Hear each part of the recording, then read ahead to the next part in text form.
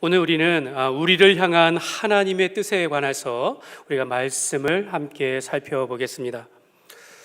우리가 보통 그리스도인들은 다른 세상 사람들보다 더 잘 살아야 한다, 착해야 한다, 더 베풀어야 한다라고 하면서 더 나은 삶을 살아가야 한다라고 그렇게 생각을 합니다. 물론 우리가 그러기 위해서 훈련하고 공부할 때가 있긴 합니다. 그러나 그리스도인들은 근본적으로 인위적으로 포장된 삶을 살아가는 것이 아니라 하나님께서 우리 삶 가운데 행하시는 주권적인 그 인도하심과 그분의 은혜 안에서 우리가 살아가게 되어 있습니다. 예수님이 바리새인들의 그 외식과 위선을 강하게 비판하신 이유가 바로 여기에 있습니다. 바리새인들과 사두개인들, 당시 예전에 그 종교 지도자들은 백성들을 그 하나님의 전적인 은혜와 사랑 안에서 살아가도록 그렇게 돕는 것이 아니라 율법의 형식과 의식을 쫓아 살게끔 하였고, 그런 걸 잘해야 충성스러운 사람이다라고 그렇게 평가하였다라는 것입니다.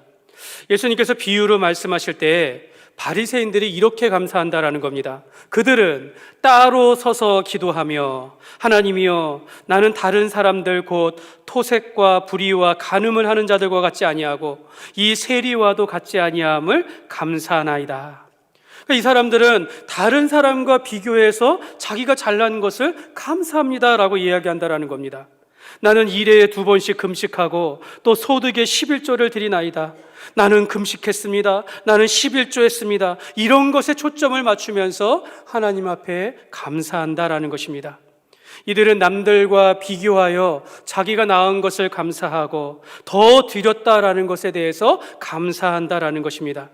그러나 예수님께서는 이들이 자기의 의를 위하여 구하는 것이고 그들은 외식하는 것이며 위선자다라고 그렇게 예수님은 말씀하셨습니다. 예수 믿고 거듭난 성도들은 율법과 형식과 의식에 포장된 삶이 아니라 하나님의 사랑과 은혜에 힘입어서 살아가는 사람들입니다.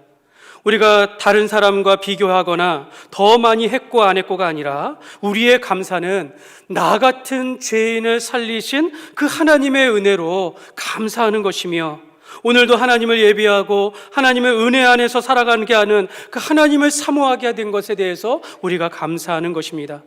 나의 시간과 나의 재물과 나의 일하는 모든 것들이 하나님의 것이오니 하나님께로부터 왔사오니 감사합니다라고 하면서 우리가 고백하며 살아가는 것입니다. 여러분, 세상이 말하는 성공과 그리스도인들의 성공은 다른 것입니다. 여러분, 성공이 무엇입니까? 자기 삶의 목적을 이룰 때 성공했다라고 이야기합니다.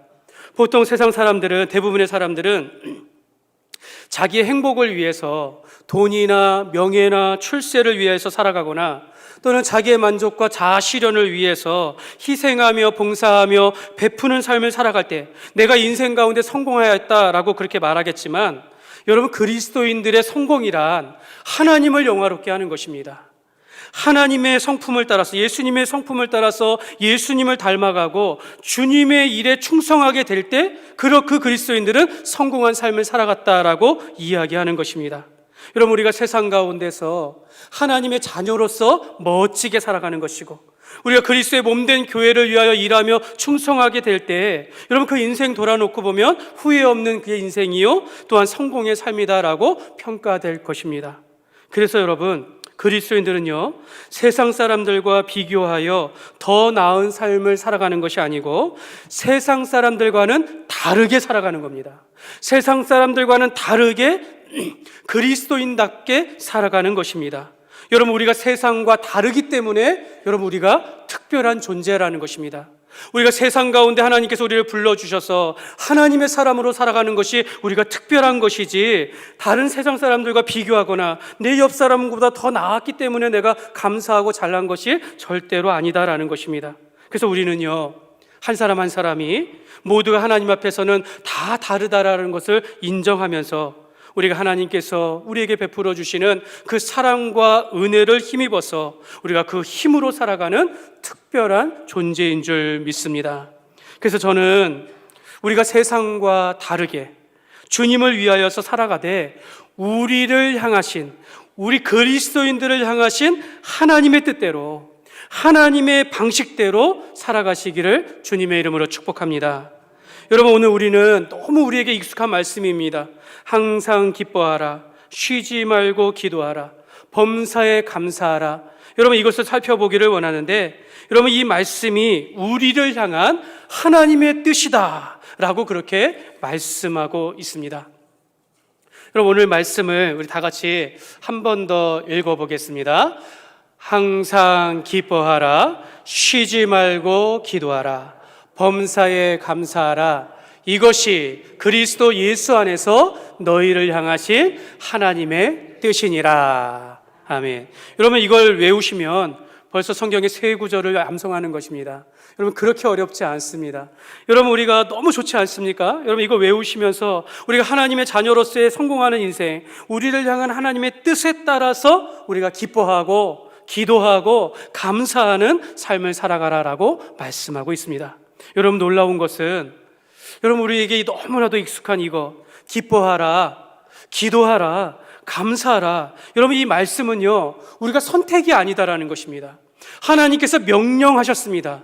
너희는 기뻐하라, 너희는 기도하라, 너희는 감사하라 라고 말하는 것입니다. 그래서 여러분, 이것을 우리가 인위적으로 하는 것이 아닙니다. 항상 기뻐하고 쉬지 말고 기도하고 범사에 감사하는 것은 내가 인위적으로 하거나 내 감정에 따라서 행하는 것이 아니라 하나님의 명령이기 때문에 내가 의지를 들여서 순종하는 것이다 라고 말하는 것입니다. 우리가 말할 때 내가 슬프니까 나는 기뻐할 수가 없어, 내가 이렇게 힘든데 어떻게 감사할 수 있겠는가, 나는 너무 해야 할 일들이 많고 바빠서 도저히 기도할 수 없어. 여러분, 이러한 태도는요, 상황에 따라서 자기 감정대로 행하는 것입니다. 그러나 그럼에도 불구하고, 그러니까 어떤 상황, 그럼에도 불구하고 우리가 기뻐하고 기도하고 감사하라는 것입니다. 기뻐할 만한 상황이 아니어도, 기도하기 어려운 상황이어도, 도저히 감사가 나올 수 없는 그런 상황에서도 그렇게 하라 라고 하나님께서 우리를 향한 하나님의 뜻이다라고 말씀하고 있는 것입니다. 사도 바울이 2차 전도 여행 중에 옥에 갇힌 적이 있습니다. 빌립보에서 전도하는데 귀신 들린 여종을 기도하면서 고쳐주었어요. 근데 이 귀신 들린 여종을 통해서 그가 점을 치면서 받은 돈을 얻는 그 주인들이 자기 수익이 떨어졌다고 해가지고 그 전도하는 바울과 실라를 붙잡아다가 옷을 벗겨가지고 매를 친 겁니다. 매를 막 치고선 옥에 가둬버렸습니다. 여러분, 이렇게 되어진다면 여러분, 얼마나 두렵고 낙심되고 위험한 상황입니까? 여러분, 제가 옥에 갇힌 경험은 없겠지만 여러분, 이러한 박해와 핍박을 받으면 여러분 두렵지 않겠습니까? 아마 몸이 부들부들 이렇게 떨릴 것 같아요. 그러나 바울과 실라는 달랐다라는 것입니다. 사도행전 16장 25절에 보면 한밤중에 바울과 실라가 기도하고 하나님을 찬송하며 죄수들이 듣더라. 한밤중에 옥중에서 기도를 하는 거고 하나님을 찬송하니까 그 소리를, 찬송하고 기도하는 소리를 죄수들이 들었다라는 것입니다. 분명히 바울은 맞았기 때문에 굉장히 아팠을 것이고 두렵고 눈물이 흘리는 그런 상황 속에서도 하나님 앞에 기도하며 하나님을 찬송하는 것, 여러분, 이것이 감사하고 이것이 기도며 이것이 기뻐하는 것이다 라는 것입니다. 그래서 바울이 후에 이 빌립보 교회를 향해서 이렇게 말합니다. 빌립보서 4장 4절에 보면 주 안에서 항상 기뻐하라, 내가 다시 말하노니 기뻐하라. 여러분, 바울이 경험한 겁니다. 바울이 경험을 통해서 내가 옥중에서도 하나님 앞에 기도하고 찬송하였더니 옥문이 열리며 주 앞에서 그 가운데서 간수를 내가 전도하게 됨을 통해서 우리가 기뻐하는 것에 능력이 있음을 그들에게 말하였다라는 것입니다. 여러분, 우리가 기뻐하고 감사하고 기도하는 그리스도인들은요, 정말 우리가 하나님의 뜻에 따라서 살아가는 삶이다라는 것입니다. 여러분, 기뻐하고 또 기도하고 감사하는 건 여러분 그리스도인들의 표정 보면 알 수가 있습니다. 여러분, 진정한 기쁨, 또 진정으로 기도하는 사람의 모습, 여러분 늘 긍정적인 태도 가운데서 감사하는 삶은요, 그 표정 가운데 나오게 되어 있어요. 여러분, 너무 당연한 것 아닙니까? 여러분, 우리가 웃는 모습, 감사하는 모습, 기뻐하는 모습, 기도자의 모습, 여러분의 모습에 다 나와 있다라는 것입니다. 그러므로 여러분 우리가 기도하고 우리가 기뻐하고 감사하는 것은 우리의 삶의 태도가 되어야 합니다. 우리를 향하신 이 하나님의 뜻을 우리가 살펴보면서 명령을 따라서 살아가는 그런 삶이 되시기를 주님의 이름으로 축복합니다. 그래서 우리가 세 가지로 살펴보는데, 첫 번째로 항상 기뻐하라입니다. 같이 한번 읽겠습니다. 항상 기뻐하라. 여러분, 성도가 삶에 기뻐하는 것은요, 어떤 특정한 행운이나 좋은 일이 있는 경우에만 기뻐하는 것은 아닙니다. 항상 기뻐합니다.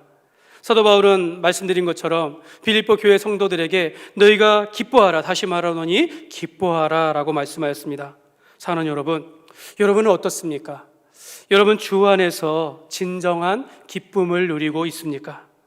여러분 주일 예배 가운데 은혜로 인하여 기쁨을 받고 있습니까? 여러분의 가정 안에서 기쁨이 있습니까? 여러분의 일터는 어떻습니까? 여러분이 만나는 사람들 가운데 여러분의 모습은 어떻습니까? 다른 사람들이 여러분의 모습을 볼 때 정말 그 기뻐하는 모습이 보여지고 있습니까? 여러분, 모든 상황 속에서 항상 기뻐하라 라고 말씀하고 있습니다. 탈무드에 이런 이야기가 있다라고 합니다. 그 하나님을 너무나도 사랑하는 한 여인이 어느 날 물을 깃다가 그 우물에서 큰 보석을 발견했습니다. 근데 마침 그때 슬픔에 빠져 있는 한 친구가 이 여인의 집을 방문하고 이야기를 하는 도중에 이 여인이 자기가 정말 하나님을 사랑하게 되면서 인생의 참된 기쁨을 누리게 된 그 이야기를 하면서, 또 내가 우물에서 보석을 발견하였다라는 이야기를 하면서 이 사람이 듣게 되어집니다. 이 친구는 자기가 너무나도 슬픔에 빠져 있는 가운데서 이 이야기를 듣는 가운데 이 여인이 말하는 보석을 발견하는 이 이야기를 듣는 순간, 나도 저런 보석을 가졌으면 좀 기쁨을 누리지 않을까 하면서 염치불구하고 여인에게 말하기를, 내가 내 사정이 매우 딱한데 그 보석을 나에게 줄 수 없겠습니까? 이렇게 물었습니다. 근데 그 뜻밖의 이 여인은 선뜻 이 보석을 그 사람에게 내주었다라고 합니다. 여러분, 얼마나 기뻤을까요? 근데 이 보석을 받은 날로부터 그 기쁨보다는 자꾸 불안한 마음이 생기기 시작했다라는 것입니다. 혹시 이거 잃어버리는 것 아닌가? 누군가가 나를 이걸 질투해서 나를 해치지는 않을까? 막 불안하고 걱정되는 마음이 오히려 근심이 더 앞서게 된다라는 것을 자기가 자기 스스로 발견하게 되면서 이것은 아니다라고 생각하면서 내가 찾던 기쁨이 아닌 것 같아서 다시 여인에게 보석을 돌려주었다라고 합니다. 그러면서 말하기를, 친구여, 나에게 필요한 것은 보석이 아니라 이 보석을 나에게 준 당신의 마음이었습니다. 당신의 마음속에 있는 그 기쁨을 내게 줄 수 없겠습니까? 라고 이렇게 묻자 이 여인이 친구에게 성경 말씀을 들려주었다고 합니다. 그 말씀이 뭐냐면, 여호와의 기쁨이 너희의 힘이니라. 여호와로 인하여 기뻐하는 것이 너희의 힘이니라.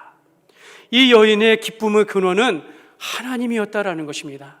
하나님이 나를 사랑하시는 것을 깨닫고 은혜로 인하여 내 삶이 기뻐하였다라는 것이지 보석이 아니었다라는 것입니다. 여러분, 우리가 찾는 기쁨은 겉으로 보이는 보석과 같은 물질이나 환경에서 찾는 것이 아니라 내 안에서, 내적으로 우리가 예수님을 믿는 믿음 안에서 그 샘솟는 기쁨을 의미하는 것입니다. 여호와의 기쁨이 우리의 힘이니라.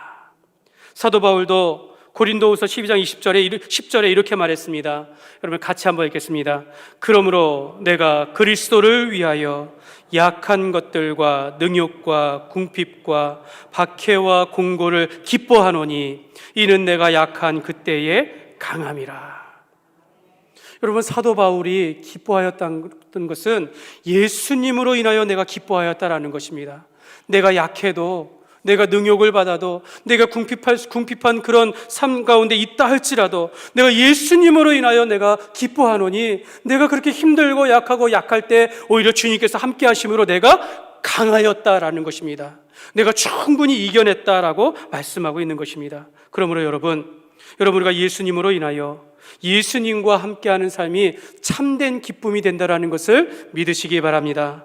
그래서 성도는 기쁨을 자기 스스로 억지로 만들어내는 것이 아니라 오직 성령의 열매는 사랑과 희락과 하면서 기쁨이라고 이야기했습니다. 우리가 성령 안에서 우리의 내적으로 하나님으로 인하여 진정한 기쁨의 열매를 맺으시기를, 항상 기뻐하라, 이러한 진정한 기쁨이 여러분 안에 가득하시기를 주님의 이름으로 축복합니다.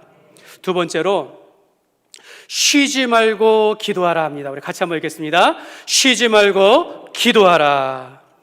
여러분, 기도는 하나님과 대화하고 하나님과 소통하는 영적인 호흡입니다. 여러분, 우리가 사람이 호흡하지 아니하면 죽게 되는 것과 같이 여러분, 기도를 쉬면 하나님과의 관계가 단절되는 것이고 우리의 영적인 생명이 끊어지는 것과 같은 것입니다. 그런 의미에서 성도는 쉬지 말고 기도해야 하는 것입니다. 여러분, 기도하지 않으면 죽은 것 같다는 그런 마음으로 우리가 기도해야 한다는 것입니다. 초대교회 성도들은 기도에 힘썼다라고 말씀합니다. 사도행전 2장 42절에 보면 그들이 사도의 가르침을 받아 서로 교제하고 떡을 떼며 오로지 기도하기를 힘쓰니라. 여러분, 지도자만 기도하는 것이 아니라 모든 성도들이 기도에 힘썼다라고 말합니다. 에베소서 6장 18절에도 모든 기도와 간구를 하되 항상 성령 안에서 기도하고 이를 위하여 깨어 기도하기를 항상 힘쓰며 여러 성도를 위하여 구하라. 여러분, 기도는 아무리 강조해도 지나치지 않습니다. 그러나 여러분, 제가 기도해야 합니다 라고 하지만 네 한다라고 해서 우리가 기도가 되는 것이 아니라 진짜로 기도하는 삶이 되어야 한다라는 것입니다. 여러분은 어떻습니까? 여러분은 기도하며 살아가고 있습니까? 하나님은 그의 자녀들을 내 형편을 아시고 모든 필요를 공급하시며 베푸시지만 여러분, 기도를 통하여, 성도의 기도를 통하여 그 필요를 채워주신다라고 말씀합니다. 저는 지금 우리가 특세 중에 있는데 여러분, 기도할 수 있는 좋은 기회가 아닙니까? 여러분, 시간이 되시면 여러분 힘을 내서 함께 동참해 주시면 감사하겠습니다. 여러분, 우리는 기도가 하나님과의 대화요, 하나님과의 영적인 소통의 그 도구이라는 것을 우리가 알고 있습니다. 나는 기도를 못합니다. 그럴 수 있습니다. 여러분, 우리가 공식적인 자리에서 다른 사람 앞에서 기도하는 거 결코 쉬운 것이 아니에요. 나는 기도할 수 없습니다 라고 고백할 수 있겠지만, 그건 사실 나는 기도를 못합니다 라고 말하는 것은 나는 하나님과 대화하지 않습니다 라는 그런 뜻입니다. 나는 하나님과 친밀하지 못합니다, 그런 뜻입니다. 그러므로 여러분, 우리가 비록 공식적인 자리나 남 앞에서 기도를 못한다 할지라도 여러분, 개개인 한 사람 한 사람은 하나님과의 만남의 시간들을, 하나님과의 소통하는 시간들을, 하나님과의 기도하는 시간들을 우리가 개개인은 다 가지고 있어야 한다는 것입니다. 성경의 다니엘은 10대에 자기가 나라를 잃어버리고 바벨론의 포로로 끌려갔습니다. 그런데 바벨론으로 끌려가는 그 이방 나라에서 다니엘은 뜻을 정하여 하루에 3번 기도하였다라고 말합니다. 그리고 그 기도하는 습관은 그 나라의 총리가 되어서도 그 기도 시간을 지켰다라고 말합니다. 그가 기도하다가 들켜서 사자의 밥이 된다 할지라도 그는 끝까지 기도의 시간을 지켰습니다. 여러분, 사무엘은요, 나는 기도를 쉬는 죄를 범하지 않겠다라고 말합니다. 사무엘은 어려서부터 성전 안에서 등불을 밝혔으며 성전 안에 있는 가운데 하나님의 음성을 듣는 자였어요. 그가 나중에 민족의 선지자로 일할 때에 나는 나라와 민족을 위하여서 기도하는 것을 쉬지 않겠다라고 그렇게 고백을 합니다. 여러분, 쉬지 말고 기도하는 것은 기도를 포기하지 않는 것입니다. 기도할 수밖에 없는 극한 상황에서만 우리가 기도하는 것이 아니라 모든 일에 있어서 기도로 시작하고 기도로 마칠 수 있는 그런 삶이 되어야 한다는 것입니다. 여러분, 쉬지 말고 기도하라, 이것이 주님의 명령임을 안다면 여러분, 우리는 기도의 장소와 기도의 시간을 정해야 한다는 것입니다. 저는 여러분에게 하루에 5시간씩 기도해야 합니다 라고 말하지는 않습니다. 그러나 여러분, 저는 그렇게 말하고 싶어요. 여러분, 하루에 5분 이상은 여러분 하나님과 기도하는 시간을 가져야 한다라고 말씀드리고 싶어요. 그리고 그 하나님과의 만남의 5분의 시간을 위해서 장소를 정해야 하고 내가 기도하는 시간을 정해야 한다라는 것입니다. 여러분, 내가 그 5분을 내가 하나님과의 만나는 그 시간을 위해서 내가 기도하는 장소가 있어야 하고 내가 기도하는 시간이 여러분에게 있어야 한다라는 것입니다. 여러분, 그것이 힘들면 여러분 새벽 기도에 나오십시오. 새벽 기도에 나와서 기도하고 하루 시작하면 되는 것입니다. 어느 목사님이 기도에 관하여 이렇게 말씀하시더라고요. 저는 심지어는 마트를 간다 할지라도 주님께 저 마트 가요 이렇게 고백한다라는 겁니다. 저는 혼자 다니지 않는다라는 거예요. 저는 혼자 다니지 않습니다. 주님이 내 안에 있고 내가 주님 안에 있는데 내가 어떻게 혼자 다니는 것입니까? 저는 늘 주님께 이야기합니다. 내가 실수하면 주님께서 깨닫게 하시고 그러면서 주님께서 기도할 수 있도록 하면서 내 부족한 부분을 고쳐주십니다. 저는 주님께 시시콜콜하게 이야기합니다. 시시콜콜하게 이야기하면 주님께서 싫어하실 것 같은데 그게 아니라 주님이 기뻐하십니다. 그리고 시시콜콜한 그 모든 일에 주님께서 소상하게 인도하여 주시고 지켜주신다라는 것입니다. 그러나 여러분 반대로 내가 내 일에 결정하고 나는 내가 스스로 할 수 있습니다 라고 생각하면서 내가 스스로의 힘을 의지하여 살아가는 것은 하나님, 내 일에 간섭하지 마십시오. 하나님, 나는 나 혼자 살아갈 수 있습니다. 이렇게 말하는 것과 다를 것이 없다라는 것입니다. 결국 기도는 시시콜콜하게 말씀하면서 세세하게 구하면서 살아가는 것입니다. 그러므로 여러분 쉬지 말고 기도하라. 여러분, 이건 주님과의 관계를 의미하는 것입니다. 내가 시시콜콜한 것까지도 한 주님께 이야기하면서 하나님께서 내 삶 가운데 주권적인 간섭과 하나님의 은혜 가운데 내가 아니면 살아갈 수 없니다라는 그런 고백이 바로 쉬지 말고 기도하는 것입니다. 그러므로 여러분, 쉬지 말고 기도함으로 주님과 친밀한 교제가 가득하시기를 주님의 이름으로 축복합니다. 세 번째로 뭘까요?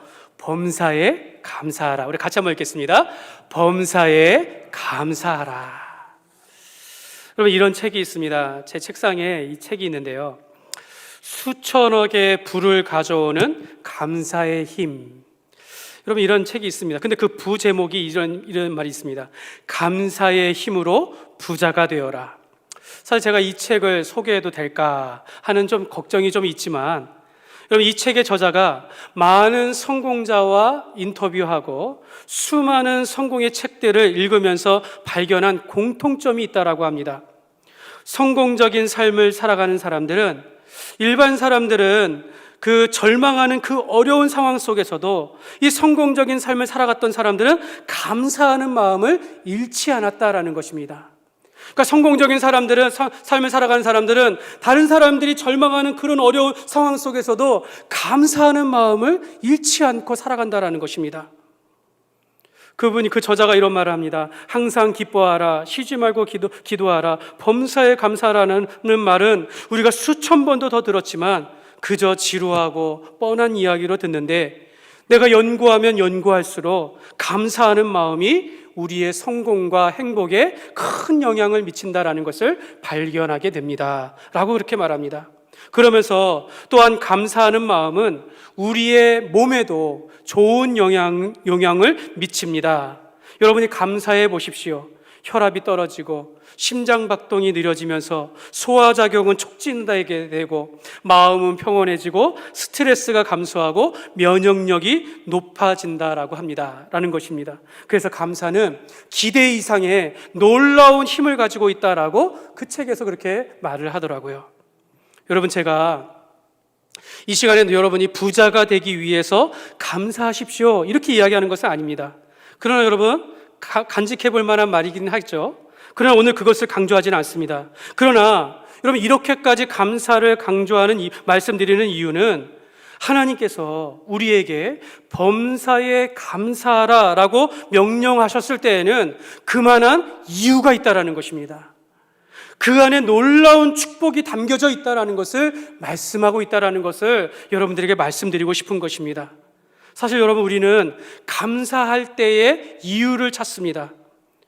이런 모든 일에 범사에 감사하라고 하시나 우리는 감사의 내용이 있어야 감사해요. 축복받은 일에 대해서 감사한다라는 것입니다.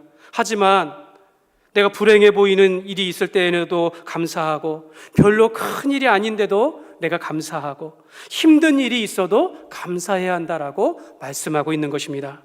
그래서 이렇게 말합니다. 범사에 감사하는 그 사람은 하나님을 온전히 신뢰하는 사람이다. 제가 한 말입니다. 여러분, 우리 하나님은요, 어떤 상황 속에서도 우리를 최선으로 인도하시는 줄 믿습니다. 로마서 8장 28절에 보면 우리가 알거니와 하나님을 사랑하는 자 곧 그의 뜻대로 부르심을 입은 자들에게는 모든 것이 합력하여 선을 이루시느니라. 여러분, 하나님께서 우리 인생 가지고 실수하시는 분이 아니시다라는 것입니다. 내가 보기에는 도저히 이해할 수 없는 상황이라 할지라도 하나님께서는 이 모든 것을 통해서 선을 이루시고 하나님께서 우리를 축복의 길로 인도하신다라는 것입니다. 그러면 우리는 모든 일에는 다 하나님의 이유가 있겠구나, 모든 것 안에는 하나님의 뜻이 있구나, 모든 것이 합력해서 선을 이룰 줄 믿으니 내가 하나님께 감사합니다, 이런 고백이 넘쳐야 될 줄 믿습니다. 이런 사람이 바로 하나님을 온전히 신뢰하는 사람이요, 신앙적으로 믿을 만한 사람이 되는 것입니다. 여러분, 성경은 기도할 때 아무것도 염려하지 말고 너희 구할 것을 감사함으로 아뢰라 말씀하십니다. 여러분, 기도도 믿음의 행위입니다. 염려스러운 상황 속에서 내가 기도한다 할지라도 그 상황을 감사하면서 기도해야 한다는 것이죠. 정말 모든 일에, 어떤 상황 속에서도 모든 것이 합력하여 하나님께서 최선으로 인도하실 것을 우리가 믿고 감사하는 기도가 되어야 될 줄 믿습니다. 여러분, 시편 50편 23절에 보면 우리 같이 읽겠습니다. 감사로 제사를 드리는 자가 나를 영화롭게 하나니 그 행위를 옳게 하는 자에게 내가 하나님의 구원을 보이리라. 여러분, 감사가 제사예요. 매일 드러내는 상번제입니다. 우리가 하는 감사의 말을 통해서 하나님께서 영광을 받으신다라고 이야기합니다. 우리가 드리고 잘하고 하는 것이 아니라 우리가 입술로 하나님 앞에 감사를 나타낼 때 하나님께서 영광을 받으신다라고 말씀하고 있습니다. 헬렌 켈러는 그 삶이 듣지도 못하고 보지도 못하는 그런 장애인이었어요. 근데 그분이 이런 말을 했습니다. 나는 앞을 볼 수 없지만 앞이 보이는 사람에게 하고 싶은 말이 있습니다. 당신이 내일 갑자기 장님이 될지도 모릅니다. 그러니 볼 수 있음에 감사하십시오. 기먹고 벙어리가 될지도 모릅니다. 항상 감사하는 사람이 되십시오. 여러분, 우리가 이 코로나19로 인해서 여러분과 일상에 호흡하고 대화하며 살아가면서 이렇게 살아가는 것이 얼마나 귀하고 좋은지 모릅니다. 또 예전에 우리가 당연하게 생각했던 함께 우리가 찬양하고 또 기도하며 예배하고 주님의 일들을 하는 것이 얼마나 감사했다라는 것을 우리가 깨닫게 되는 것입니다. 사랑하는 여러분, 감사는 내 삶에서 하나님의 은혜와 사랑을 표현하는 간증이 되는 것입니다. 여러분, 감사는 우리가 하나님을 영화롭게 하는 최고의 수단입니다. 그러니까 여러분, 우리 삶에 감사의 은혜가 넘쳐야 될 줄 믿습니다. 우리가 감사를 통해서 하나님을 영화롭게 하는 삶이 되시기를 주님의 이름으로 축복합니다. 말씀을 맺겠습니다. 여러분, 서두에서 말씀을 드렸듯이 여러분, 성도의 성공은 표정을 보면 알 수 있는 것입니다. 여러분, 기쁨과 감사와 기도가 풍성한 사람은 얼굴 표정만 봐도 알 수 있습니다. 그러나 여러분, 그 사람의 표정에 슬픔이 있어요. 여러분, 그 사람의 표정에 근심이 있고 만족함이 없고 불평과 불만이 가득한 여러분 표정으로 한번 생각해 보십시오. 여러분, 그런 분들은 저는 이렇게 말씀드리고 싶습니다. 여러분, 아픈 겁니다. 여러분, 영적으로 병들어 있는 것입니다. 내 안에 기쁨이 없는 것, 내 안에 기도가 없는 것, 여러분, 내 안에 감사가 없는 것은 영적으로 내가 지금 병들어 있는 것입니다. 사랑하는 여러분, 이러한 영적인 아픔의 치료약은 하나님의 은혜밖에 없는 것입니다. 여러분, 은혜를 회복하십시오. 주님, 은혜를 구합니다. 은혜를 더하여 주옵소서. 여러분, 하나님의 사랑과 하나님의 은혜를 회복하며 하나님께 나와야 한다라는 것입니다. 저는 지난 한 주간 얼마나 긴장하면서 살았는지 몰라요. 특별 새벽 기도회를 시작하는 월요일 첫날에 제 딸이 코로나에 걸린 겁니다. 또 수요일에는 제 아내까지 지금 사모님이 함께 온라인으로 하는데 코로나 확진을 판정을 받았습니다. 여러분, 제가 그 순간 월요일부터 제 마음 가운데 불안과 염려가 막 밀려오는데요. 주님, 이거 어떻게 합니까? 내가 기도를 포기해야 하나? 이런 생각까지 의심이 들었습니다. 그런데 동시에 이 주일 말씀을 준비하면서 항상 기뻐하라, 쉬지 말고 기도하라, 범사에 감사하라, 이 말씀을 준비하면서 하나님께서 내가 이런 상황 속에서 내가 어떻게 하나 보시는구나, 이런 마음이 들더라고요. 이런 위기의 때에 기도하는 것이 하나님의 뜻인데 내가 없어도 교회는 기도할 것이다. 그러니 염려하지 마라. 내가 걸리면 골방에 가서 기도하면 되는 것이 아니냐라는 마음이 들더라고요. 그러니까 그 마음이 들고 말씀을 생각해 보니까 다시 내 마음 가운데 마음의 평안과 감사와 기쁨이 오히려 나오게 되는 것입니다. 그래서 제가 어제 새벽, 토요일 새벽에는 너무 크게 기도했던 것 같아요. 막 목이 아플 정도로 주여 부르면서 기도했는데요. 사랑하는 여러분, 오늘 설교는요 너무 쉽습니다. 여러분, 전달하기도 너무 쉬웠어요. 그러나 여러분, 이 말씀이 여러분의 삶의 행동으로, 여러분의 언어로, 여러분의 얼굴의 표정으로 나타나지 아니하면 여러분, 오늘 말씀의 설교는 아무 무의미한 것입니다. 여러분, 내 안에 진정한 기쁨과 진정한 기도, 진정한 감사가 넘치는 것은 억지로 하는 것이 아닙니다. 주님의 명령을 따라서 우리가 의지를 들여서 순종하는 것입니다. 내가 하나님의 은혜 가운데 살아가는 것을 말씀하고 있는 것입니다. 우리를 향하신 하나님의 뜻을 쫓아 살아가는 것이 여러분, 우리의 인생의 목표요, 목적인 것을 알고 우리가 세상과는 다르게 우리가 항상 기뻐하며 쉬지 말고 기도하며 범사에 감사함으로 우리가 행복한 삶을 살아가시기를 주님의 이름으로 축원합니다. 이 시간에 우리 함께